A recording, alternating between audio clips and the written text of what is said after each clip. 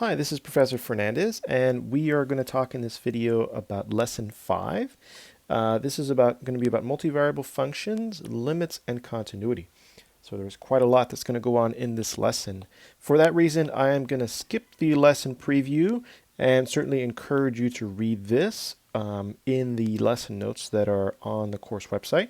So I'm just scrolling down here to remind you that the page on which you can find all these lesson notes embedded, you can get to that by going to this page, and that will link you to the Google site that has all these notes on it. So I'm going to jump right in here so that we maximize our time and start talking about multivariable functions. The first thing I want to talk here about is the word functions. So I want you to remember what the word functions means. So it means that for each input into what we're going to call a function, there is a unique output. This is just meant to be a quick review, so there's a lot of backstory here actually. A function is a rule that sends one input to exactly one output, so a unique output. We are used to this from single variable calculus. We worked a lot with functions like f of x equals x squared, or maybe f of x equals cosine x. If you put in one x value here, you get exactly one y value, the square of it, for example. We are also used to, a little bit in single variable calculus, working with things that are not functions. So think about the unit circle, for example. X squared plus y squared equals 1. If I try to solve for y, I get a plus or minus, square root of 1 minus x squared. That literally tells me that for most inputs x, there are two outputs y. You can see that graphically also. That leads to the notion of the vertical line test. Here is, let's call this x equals 1/2. And at x equals 1/2, there are two associated y values here. So this does not define a function. And then, there's the math telling you that. But we can make it define a function if we just restrict ourselves to maybe the upper half circle or the lower half circle. We can certainly do that. So quick review of what it means to be a function, the terminology, inputs, outputs. Oh, and one more thing. The set of all inputs, we call that the domain. The set of all outputs, we call that the range. So these three basic facts and notions, function, domain, range, and then I'll add a fourth here, which I've been using in the background, which is graph. This is what we're going to try to generalize in this module. So let's start doing that. So the first place we're going to head is we're going to add a variable. So as I showed up here in single variable calculus, we're thinking about a function of one variable. So now we might think about a function of x and y. So two independent variables. And then the output is what we're going to call z. So again, here's the familiar x, y, z coordinate coordinate space we're working in. So if I want to visualize this, I'm going to remove all this clutter here. I need x, y, z axes. So the plane won't do. I have to go to 3 dimensions. So I am going to draw here my x, y, z axes, and I'm going to start trying to visualize what this might mean. So notice that if I'm going to make this a function, I'm going to demand this same rule be satisfied. So if I input a point x, y in the plane, the function f should send this to a specific unique point in the real line, the z-axis. So I'm going to give you just a sense of what that might look like. So let's say here's a point in the plane. Its coordinates are x, y, comma 0, because the z equals 0 plane is the xy plane. And then the function should map this to some points, unique points up here, let's say somewhere. So this is x, y, and f of x, y. Okay? And then maybe here's some other point in the plane, and maybe it gets mapped to some point up here. And then you can see, we can get a bunch of points here that maybe string together and perhaps create some sort of surface right? All the points live on their surface. And they are getting mapped from maybe some domain over here in the xy plane. So this is the notion that I want you to have in mind, that in a sense, each one of these points leads to some y value up here, that then the set of all those y values constitutes the surface S that I'm going to just denote here, just so we can refer to it later. Okay, so this is the picture of the domain D, and then the range is the set of all outputs. So the set of all z values, I could look at, for example, the highest z value, the lowest z value, and everything in between. That would give me the range. And the domain then is just now a two-dimensional set, the set of all x and y values that I can actually use to calculate f of x, y. So this is the basic notion of a function of two variables. So that leads us to this definition. So suppose I have a set in R2. So this little notation here might be new to you. So D is contained in R2. Think of this almost as less than or equal to. So if we say D with this funny symbol R2, this means that D is a subset of R2. If we add this little thing on the bottom, it means that D is a subset that could also equal R2. So kind of saying like less than or equal to. And then subset means that it's contained in. It's a set that's inside of. So that's exactly the picture I drew here. D here is a set of points in R2. It's not all of R2. It's a subset of R2. So back to this definition. So suppose that D is a subset of R2, and actually this should say, yes, never mind, this is fine. R is a subset of R3. A function of two variables, that's what we've been talking about, is a rule that assigns to each pair in D a value W equals f of x, y, z. And you know, W and Z, doesn't matter which letter you use. I've been thinking of that as Z, so I'll think of it as Z in this lesson. One thing that I would say is in both of these, and this is a small correction that I'll put in the notes after this video, a unique value, right? We don't just want it to assign a value, which implies that, you know, perhaps it's not unique. You know, we want it to assign a unique value, just to emphasize that the importance of that property. D, as we said, is the domain of the function, and the set of all outputs of f is the range. Okay. One thing we haven't talked about in this definition is you could also have a function of three variables. So instead of having up here z equals f of x, y, we could have, this is where the w comes in handy, f of x, y, and z. This is much, much harder to visualize. And I'll show you why right now. Because what this does is that it takes a point in R3, and when you apply the function, it gives you a point in some other copy of the real line. And I don't know how to visualize that. Very few of us do. This is actually motivation for what we're going to do in a few minutes. But if I take a point here, the function sends it to some other, copy of the real line. So we can certainly visualize it this way. This is more of a mapping view of a function, which is something you encounter a little bit later on in math courses. But I can't draw you everything all at once because I would need 4 dimensions. I would need x, y, z, and then I would need the w dimension. And drawing 4 dimensions is not something we can do. Anyway, it is possible to talk about a function of 3 variables. There's a definition, and all of the notions, domain and range, you can define equally well for such functions. Because of this 4D issue, everything I'm going to say in this lesson will be about functions of 2 variables. Great. So let me mention that even though this is a new concept thus far in the course, we have already met many, many functions before. The first one that I'll talk about, perhaps one of the simplest functions that we met, are planes. For example, let's look at this example, right? This is the equation of a plane.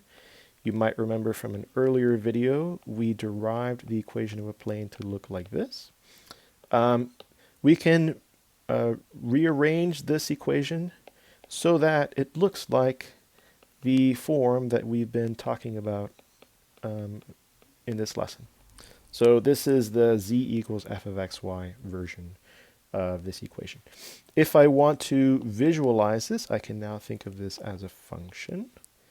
How can I do that? Well, z is 1 minus x minus y. If I want to graph it, I can kind of do what I had been doing before with planes.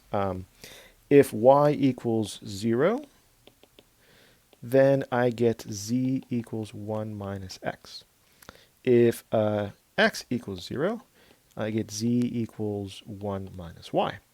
And if z equals 0, I get x plus y is 1. Then I can come over here on this axis, and I can graph those three lines in their respective planes. We'll start with the first one. X plus y equals 1. That is the line 1 minus x in the xy plane. So I start at y equals 1. I ended up at x equals 1. And I'm just going to graph the portion of that line in the first quadrant xy plane. And then I'll go up here, z equals 1 minus x. So I got that when y is 0. So that's in the y equals 0 plane, right? In the xz plane. And to graph that, z equals 1 is up here, x equals 1 is down here. So I get that line. And then x equals 0 is the yz plane, this yz plane. And then to graph this, I start at z equals 1, and then I go down slope by 1. So, and then, I would fill this in, that's the plane. So this is the portion of the plane that is in the first octant. And certainly, the plane just like keeps going. So this plane kind of slices downward across the xy axis, xy plane. You can see already that things are getting cluttered, and it's a little hard to visualize as much as we'd like. So as usual, I'll show you in a few minutes an interactive way to play around with this. But it also suggests that we might want to find a different way of looking at the graphs of multivariable functions, because if we just try to draw things, we might end up with pictures like this, look a little convoluted. So I'm foreshadowing what we're going to do in a minute on the next page in these lesson notes. But to continue our very quick tour of functions that we have already met, let's get rid of this. The second type of function we've already met. We talked about these a little while ago in this course. Generalized cylinders. So we even did an example that looked like z equals cosine of y. And that is certainly, again, another example of a function of x and y. So if I draw this one is also, a little tricky to draw. There's no x coordinate here, so z is the cosine graph, looks like that. And then we just copy paste that along every x coordinate. So this is the graph that I had obtained before, almost this sheet of a graph. Okay, so that is a function we also met before. And again, for any one of these, if I pick a point in the plane, x, y, 0, the point on the surface generated by f of x, y, in this case would be cosine of y, cosine of 0. Let's see. I lied. It's cosine of y, and I haven't specified, I haven't specified a y coordinate here, so I leave it as cosine of y. So that's something that, we can do as we set up here. Pick a point in the domain. It maps to a point in space, x, y, z, where z is f of x, y. So this is the second type of function that we have met in the course already. I will talk about one more. So the third type of function that we've met, now add a little asterisk here, the spheres. An example that we talked about a little while ago when we learned about the standard form of the equation of a sphere. Take this sphere. This is the sphere with center x equals 1, y equals 1, and then z equals 0, and radius 1. So it's the sphere that looks like that. For all the same reasons, if we try to solve for all the same reasons as I was talking about above. I'll scroll up. When I had right here, before I erased it, the picture of the unit circle, talking about why it's not a function. For all those same reasons, right? This is the math telling you that there's going to be an issue here with defining a function, because when I take the square root here, I get a plus or minus. So this does not define a function. There is not a unique z-value for each pair x, y. However, just like we did before with the unit circle, we could choose to just look at maybe the upper hemisphere. So just take the positive square root. There we go. Or the negative square root and look at the lower hemisphere. Okay, so there's nothing stopping us from doing that. In this case, we would obtain the upper hemisphere graph that looks like that. In this case, we get the lower hemisphere graph that looks like that. Each one of these are functions, right? So, and they have the same basic properties that I had talked about before. So if I pick a point here in the xy plane, it maps to a point on the upper hemisphere. Right? We'll zoom in there. Similarly down here, if I pick a point in the xy plane, it will map down to a point in the lower hemisphere. So same properties. Okay, so let me then move on to the next portion of what we want to talk about. Again, graphing functions in this way is a little difficult, can lead to convoluted graphs, so we want another way to do things. So let me introduce you to another way, or I'll just say other ways, because I am going to talk about additional techniques in addition to the main star of the show, which is down here, level curves. So other ways to graph a function. And the first thing I want to start off with is introduce this via an example. So let's look at the function z equals f of x, y, defined by x squared plus y squared.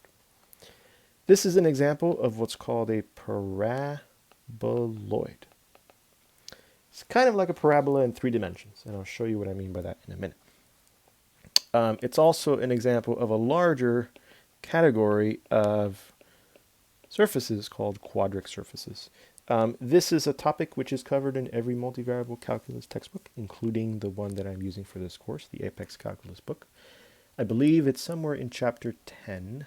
So you might want to look around to see much prettier pictures in that section than I can draw here.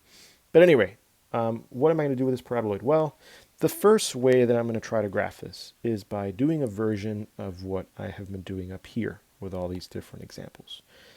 Trying to look at, and what we did with the plane, what happens if x equals 0? What happens if y equals 0? You know, that sort of approach. So if x equals 0, then I get z equals y squared.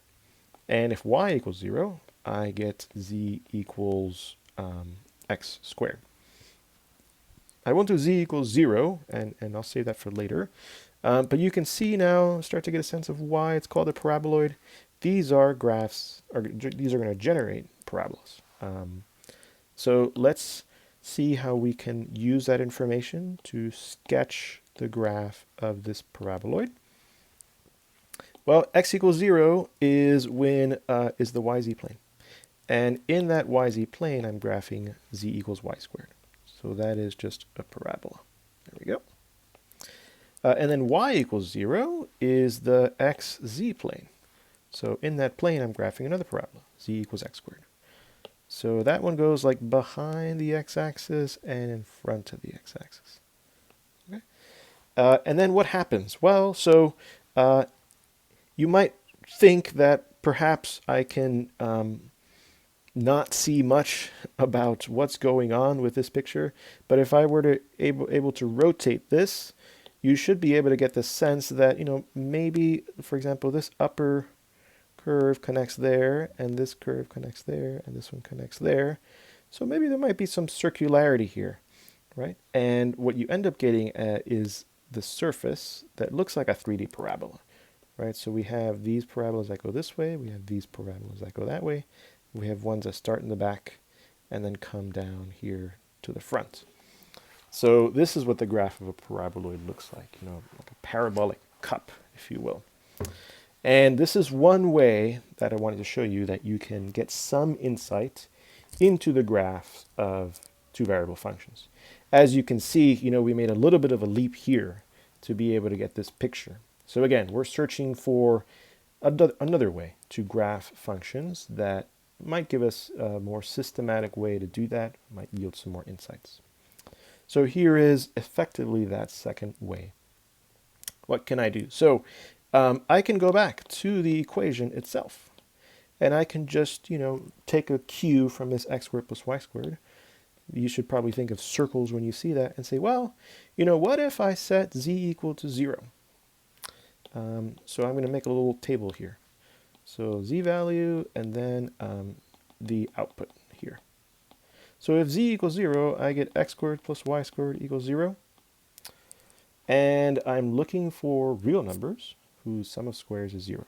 That should pretty much tell you that they both have to be 0. The minute any one of them is non-zero, they square to a positive number, and when I add it to anything else, it's going to be greater than 0.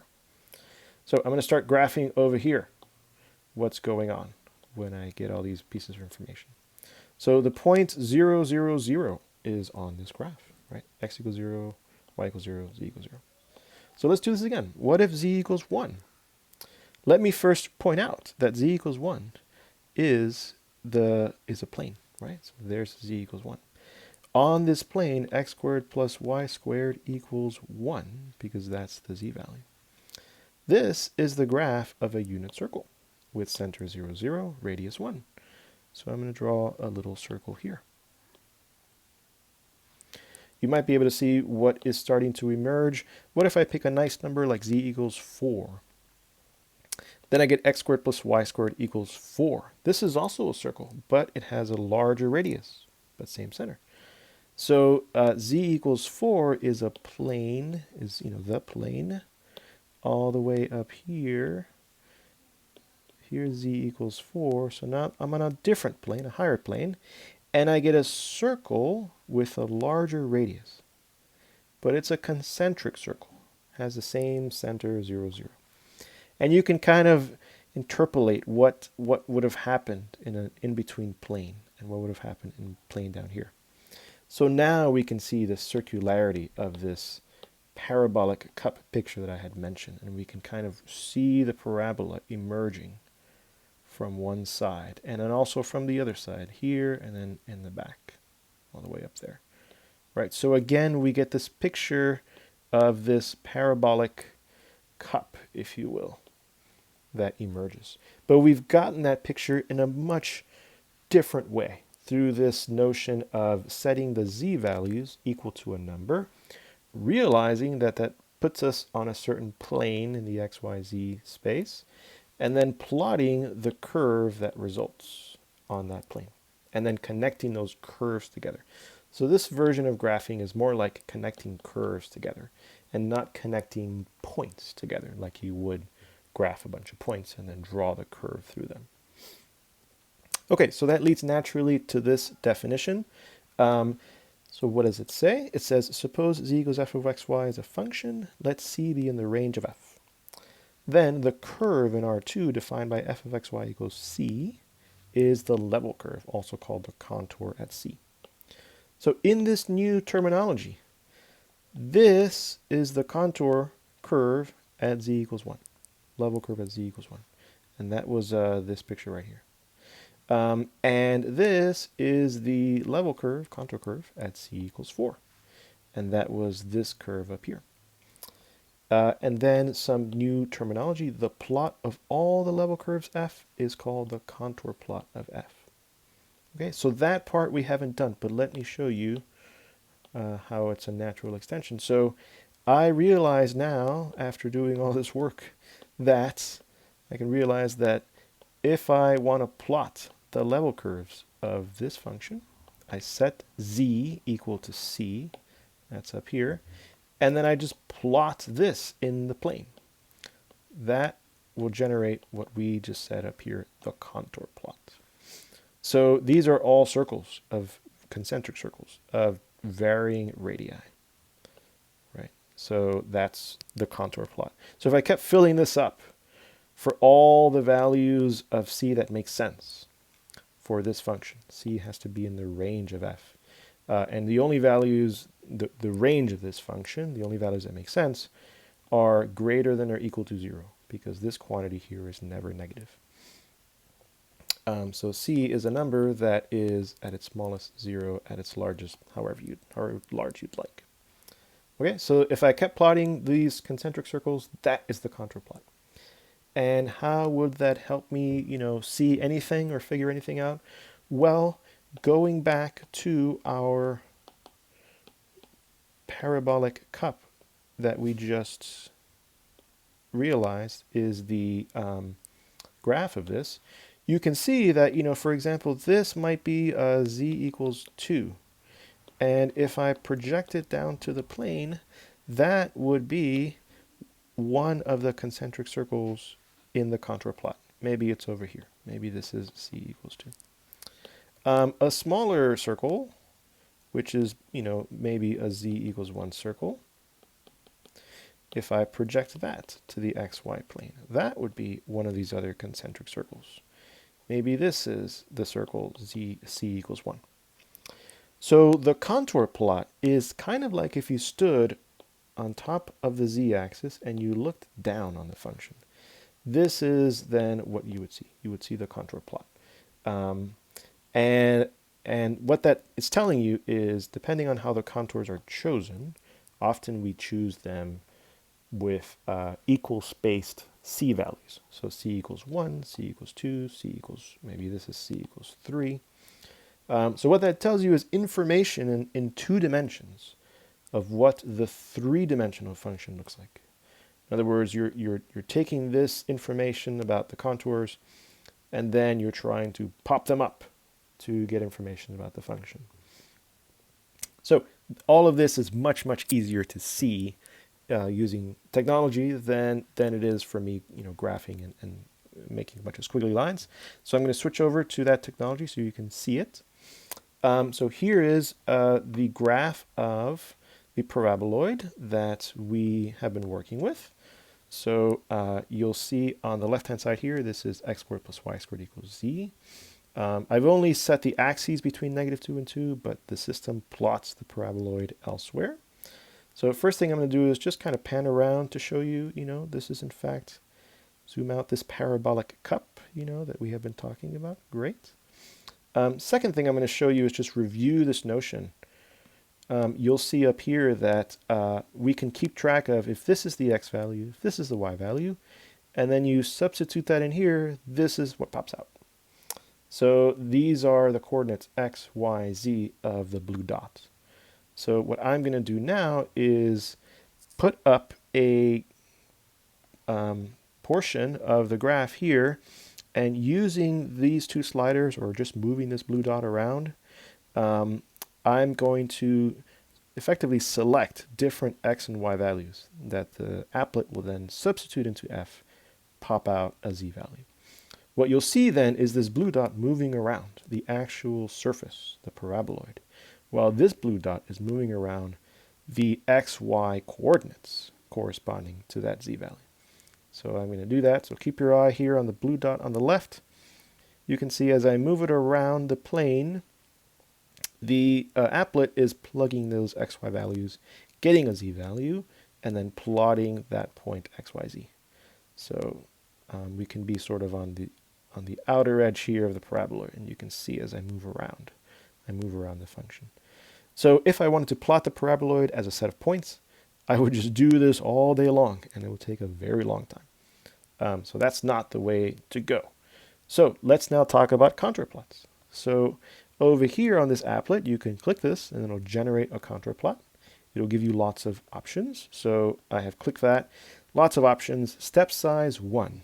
This tells you how far apart you want the contours to be. So 1 unit apart is usually what we choose. So here it's telling me that it's going to start at -1. I'm going to change that in a minute, because we know that, as we just saw, the range of this paraboloid is between 0 and infinity. So I'm going to change that to 0, and then I'll just step all the way up, and it tells you number of contours. So I'm going to change that first, go up here, change the -1 to 0, and let's do just 10 contours. There we go. Great. And then now I'm going to click on Create Plot, and it's going to show me the contour plot. And let's see what it looks like. Create Plot. There we go. So here is my contour plot, and there's a lot of stuff going on. So let's talk about it. First of all, you see the concentric circles. This is exactly what we had seen in the XY plane, because the contours are concentric circles of varying radii. The number here, the applet is keeping track of the z value. So this concentric circle here is when the contour C is 1. Remember, C, the contour number, is the same as the z value. So I can read this graph now, this contour plot, and I can, if I learn how to do this, and this is this exact point, I can see the three-dimensional function from this two-dimensional plot. So this circle is the plot of the function when z equals 1. When z equals 2, this is the plot of the function, this larger circle. When z equals 3, it's this larger circle, and so on. So one thing I learned from here is that as the z value increases, 1, 2, 3, 4, 5, the extent, if you will, of the function, the surface, is getting larger. Hence the parabolic cup picture of the surface. So another thing you can do is you can do what I just did here, and you can just look at both of these at the same time to give you a sense of what's going on. So on the left-hand side here is a little insert. This is the contour plot, the 2D projection of these 3D curves. And on the right-hand side, this is the actual function itself. And now you can see the contours overlaid here. So I'm going to just pan around so you can see exactly. If I were to go to the XY plane, orienting this is a little difficult, but there we go. That's kind of the view that we have on the left-hand side. Right, so that's the view of the contours themselves over here. See, those two match. If I then kind of just pan around to see this in 3 dimensions, then I get to see all of that nice converging of concepts. So the contours are concentric and they move up. Over here, I'm just going to move around. You see on the left-hand side, I'm moving around this dot. So if I move it around this circle of radius 1, you can see on the right-hand side that the dot is just going around in the circle at z equals 1. If I jump to the next contour, then I'm at a higher z value. If I go around the circle, there we go, I'm just tracing that one. Then I can jump to a yet higher contour, and then I'm going around, you know, this new circle right here. So that is the first thing that contours really teach us. The next thing I want to mention is exactly this. So I want to go back to the contour itself. So I'm gonna click over here to get rid of this, and I'm going to create the contour map one more time and look at the contour. Okay. Oops, it did that to me again. So let me try.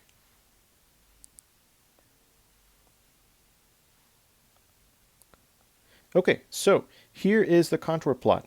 One thing you'll notice is that the actual circles sometimes are very close together. Over here, they're very close together. Over here, they're not so close together. You know, one circle to the next one. That is also giving us information. Remember, because we have set the C value to be 1, up here, the step size, then every time we move from one contour to the next adjacent one, we're going up in this case because Z is getting bigger by 1 unit. But notice that from here to here, the distance between the contours is much less than the contour between 6 and 7. What does that tell us?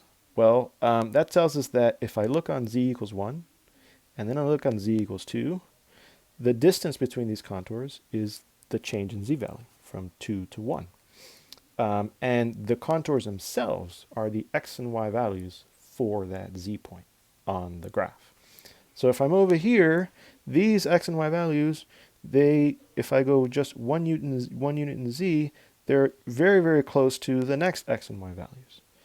So this is information telling me that the graph is actually increasing pretty quickly here. It's not increasing as quickly here. In other words, the further apart adjacent contours are, the smaller the change in Z. The closer apart adjacent contours are, the larger the change in Z. right? So here we are going back to the function itself, and you can tell, you can see this behavior. Over here, down here, because the parabola is just starting to curve, the difference between this contour and that contour, even though it's z equals 1, this curviness of the parabola is not as curvy as this curviness of the parabola. This is a much steeper curve than it is, for example, down here. This is a much more gentle curve. So here we are talking about curviness, right? So you can see how this will lead in a future lesson to notions of derivatives along certain directions, and all that cool stuff. Okay, so I'm going to go back to the lesson. We have now learned a lot about contours. It is helpful to think of, as I've been kind of alluding to, contours as measuring elevation. So you could think of this paraboloid as this parabolic cup, as I've been explaining it. But if you turn a paraboloid upside down, you might look at a function that looks that's a paraboloid that looks like this, right? This might be something like z equals 1 minus x squared plus y squared. Then you can kind of imagine like a little hill. And in that sense, you can think of z as the elevation. So if you do that, and then you look at a contour map like this, what you're really looking at is a topographical map. If you've ever seen these topographical maps, they are effectively contour plots, although they're not called contour plots. But the reason they're called topographical maps is because they're graphing the elevation of something. So this is another nice way to think about the relationship between a contour plot and the graph of a surface in 3 dimensions. If you think of the z value as elevation, then the two notions are the same. Last thing to mention with this definition, we could do this with 3 dimensions. And we could then try to plot the level curve by choosing a number for w, but it won't be a curve anymore, because when I have 3 variables, x, y, z, and then I set this equal to some number c, I could solve for z perhaps in terms of x and y. So I would get a surface. So actually these level sets are called level surfaces. And we at some point will have some use for that, but really the point of this lesson is to get you to think about and understand level curves and contours. So I won't do this right now because I don't want to add any more content at the moment. Okay, so let's talk about 2 examples. And I'm going to try very hard in these examples to kind of review and use all the different ways that we've learned in this lesson to graph functions. So sketch the graph of this function. Great.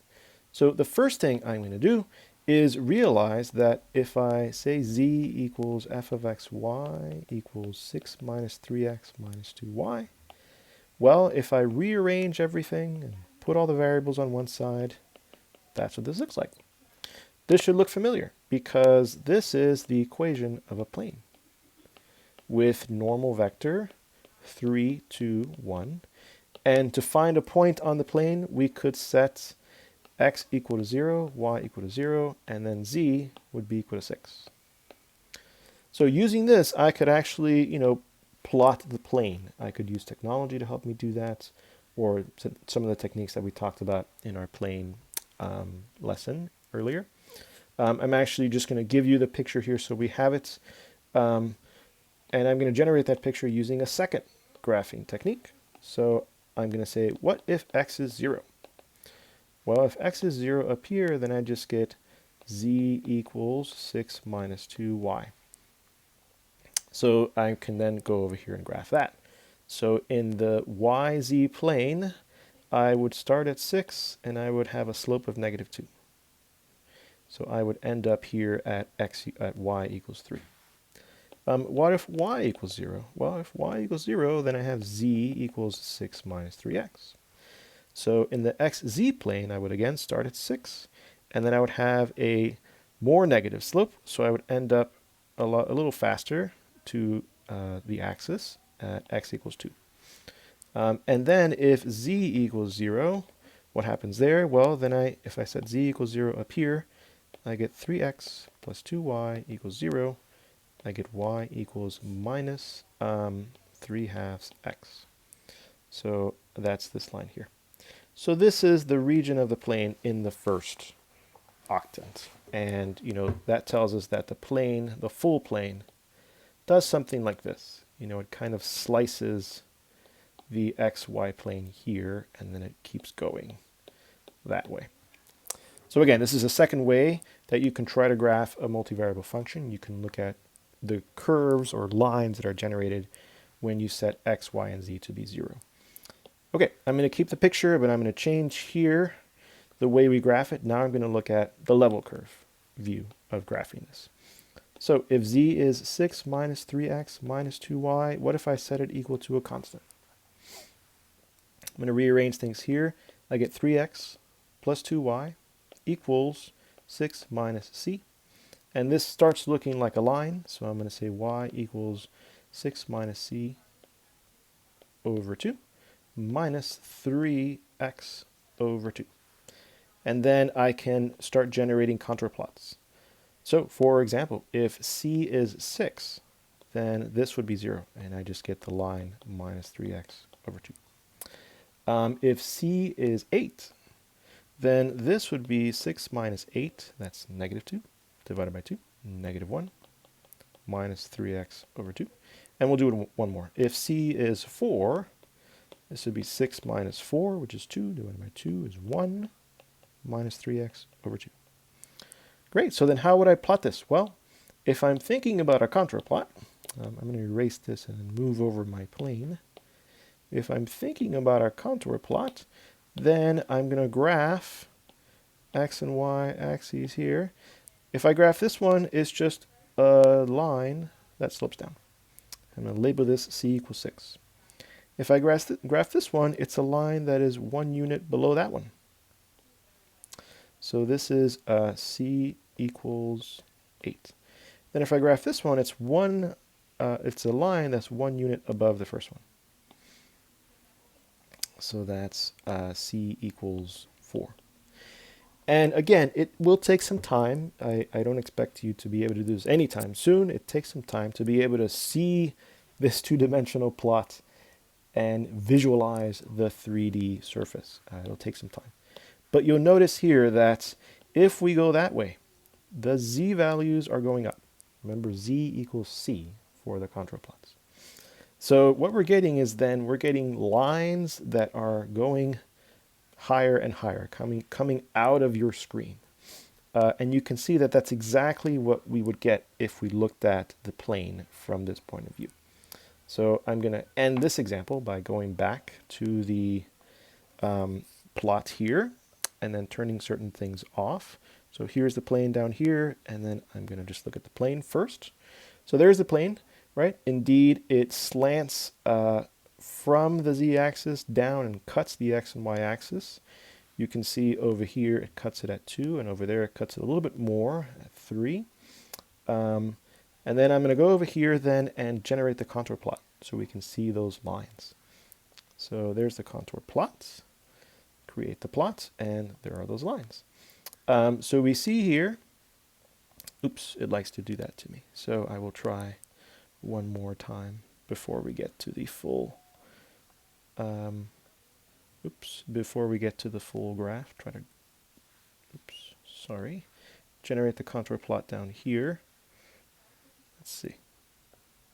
Create the plots. Great.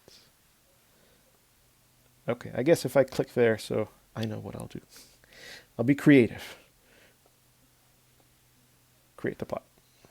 Great. If I do this, then the iPad doesn't register my click if I drag my finger. So that's a trade secret. So here we are looking at all the contour plots, and here's exactly what we had seen. If c equals 6, then you get negative 3/2. And then if c equals 8, it's 1 unit lower. Here's negative 1. And then if c equals 4, it's 1 unit higher. There we go. So this is the plot that we see that as the z values increase, then the lines are moving this way. notice that unlike the other plot that we had seen, the paraboloid, the distance between these contours is exactly the same. So that's telling us the linearity of the plane, basically. The change in z from 0 to 1 is 1 unit, from 1 to 2 is 1 unit. All the change in z's here are 1 unit. That's how we created the contour plot. But the x and y values that live on those planes, z equals 0, z equals 1, that cut the graph, they're not getting any closer, they're not getting any further apart. So in some sense, you know, there's linearity as we move up the surface. And then certainly, right, when I take my finger away and do that, that's exactly what happens. That is the linearity that we see as we move up the surface. Even though the z-values are increasing, they're increasing at the same rate. Again, there's a word that foreshadows derivatives. Okay, great. So everything we have said makes sense so far. So let's go ahead and move on to the last example in this lesson. We'll do something similar here. So we're going to add a few things. So consider this function, find the domain, find the range. So in terms of the domain, well, it sometimes pays to think a little bit about what the function is doing.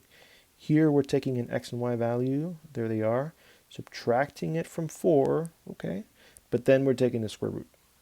So at least in this class, we can't take square roots of negative numbers. So we need this argument of the square root to be non-negative. So that tells us that x squared plus y squared is less than or equal to 4. And that plot in the xy plane is a circle or disk of radius 2. So this is the domain D, a disk that includes the boundary x squared plus y squared equals 4. So that's our domain D. If I then go to find the range, well, I need to think about the set of possible outputs. Okay, so if I start thinking three-dimensionally here, the set of possible outputs, I don't have to do this, but to tie things together, if I go off and plot my domain here, that's my domain in the plane. And then if I pick, for example, a point like 0, 0, and I put it into this function, I get square root of 4, which is 2. So that's up here. If I pick any other points in this domain, I am going to end up, because this is 4 minus x squared plus y squared, I'm going to end up with a positive number that subtracts from 4. And then I will take the square root. So the answer will be less than square root of 4, less than 2. In other words, I'll be down here somewhere in some lower part of the z-axis. All of this is to convince you that the z-values, the maximum they could be is 2. And everything else, all other xy points in the domain, map to a z-value that is less than 2. Okay, and then how low can we go? Well, it is a positive square root, so I can't get a negative number. No matter what x and y value I put in, I can't get negative 4, for example. So the lowest that I can go is z equals 0. So that helps me figure out my range. So the range is z between 0 and 2. So that's the interval 0 to 2. So that's my range. Great. So then now let's try to sketch number 2, the graph of the function. I have started doing that, but this is the plot points version, which, as we said earlier, takes way too long. We could do the x equals 0, the y equals 0 versions, right? But instead, I'm going to choose to do the contour version. So if I set the function equal to c and start looking at its contours, what do I get? If I rearrange things, I get 4 minus c squared. So the contour plots are again circles of varying radii, except that they don't go on forever, like in the paraboloid case, because the largest that c can be is c equals 2, right? We said that. Remember, c is the z value, and the largest z is 2. And then, so the smallest that c can be is 0. So the largest circle that I will get in this contour plot is when c is 0. I get the circle x squared plus y squared equals 4. So this is, let's just call this c equals 0. And let's say that this is 2. And the smallest circle I get is when c equals 2. When c equals 2, this whole thing is 0. And I'm back to x squared plus y squared equals 0, whose only solution is the point. So what we see going on here, if I remove some of the clutter, for example, I could choose a different c value, like, I don't know, c equals the square root of 3. And if I do that, over here, this would become 4 minus 3 is 1. So I get the unit circle. So the unit circle is over here, and this is c equals square root of 3. So the picture we get emerging from this contour plot is that the surface starts off in the xy plane looking like a circle of radius 2. And then as c increases to square root of 3, as the z value gets higher, the surface shrinks a little bit in the sense of on the plane z equals square root of 3, the x and y values for the function are the unit circle. So going over here, right, if I remove some of this z-axis clutter, I'll just redraw it. If I remove some of the z-axis clutter, then I can redraw my function in 3 space based on what the contour plot is telling me. So here's x, y, z. So here's my original z equals 0 contour that is on the function. And then if I go up to square root of 3, I have this contour down here, a smaller size circle. And then over here, this point, if you remember, was when c was square root of, was when c equals 2. So that is even higher up here, z equals 2. I have a point. So you might get a sense of what's going on here. We are talking about a hemisphere. I have certainly not successfully drawn it as a hemisphere, but that's exactly what it is. So I actually ended up doing number 3, also a version of that, sketching the level curves for the function. So to finish up, let me then show you the hemisphere that we have drawn.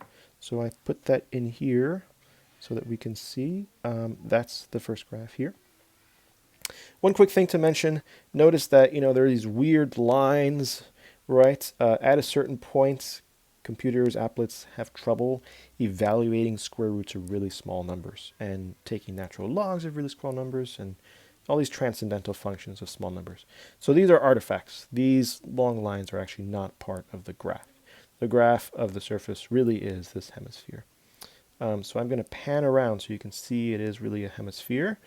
And the extent is exactly what we thought from the domain is exactly what we thought, which is the set, here you can see it, in the xy space, is the set of the unit circle with radius 2, and it's the disk. So going back to this view of things, let's see if that is possible. Maybe it's not. Okay, well, sort of. I don't know where this... Oh, this is the old contour plot. So let's create the new contour plot. There we go. I am going to change the step size here for this contour plot. So let's put it at, I don't know, 0.5. So we get a few more contours that we can look at. Create the plots. There we go.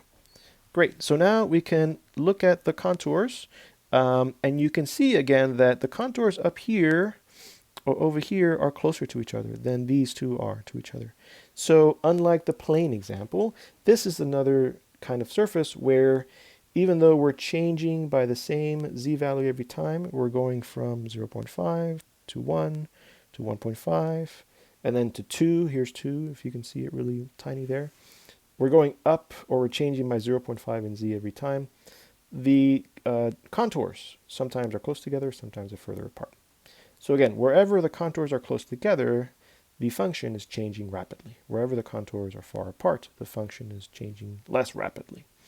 So if we click here and take a look at the surface, you can see that pretty clearly.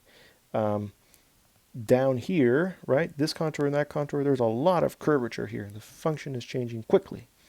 Up here between this contour and the top, it's a much gentler curvature. So the function is not changing as quickly. So that makes sense. So beyond that, I encourage you, as usual, to go to this site. There's all sorts of things that you can try. You can experiment with putting in different functions. If you hit select and a function, sometimes functions just pop up. So let's look at this one that popped up. Here is, in other words, there are some pre-defined functions. So this is a very crazy looking function, but if you wanted to, you could generate a contour plot for this function and then try to get a sense of what's going on here. So you can certainly do that. Anyway, so I'm going to go back to the lesson to do a very quick recap of what we learned. It's all contained on these two definitions, really. So we talked about the notion that a function of 2 or 3 variables is just the generalization of a function of 1 variable. It assigns in 2 variable case to each pair a unique output. In the 3 variable case to each triple a unique output. And then we talked about a few different ways to graph functions. We have been graphing some of them, spheres, generalized cylinders, and planes. But other ways to graph functions, right up here, we can set x, y, and or z equal to 0, and then try getting some insight there. And then we got to contour plots, where we set the z value equal to numbers, and then we plot the resulting curves, the level curves. The plot of all of those level curves is the contour plot. That's what's over here. It took us some time to be able to interpret this and to realize what this meant. But one key insight was that the closer the level curves are to each other, the faster the function is changing. The further away from each other, they are from each other, the slower the function is changing. And we often, in practice, take the contours to be evenly spaced, like 1, 2, 3, or changing by 0.5 in the last example. And then finally, if you think of z as elevation, next time you go hiking, next time you just look at a picture of a mountain, then you can also think about it as a topographical map. The contour plots are topographical maps when z is elevation. So great. So I encourage you to go back to these examples and maybe play around with some other ones also to get a sense for what multivariable functions graphs looks like. And I'll see you in the next module.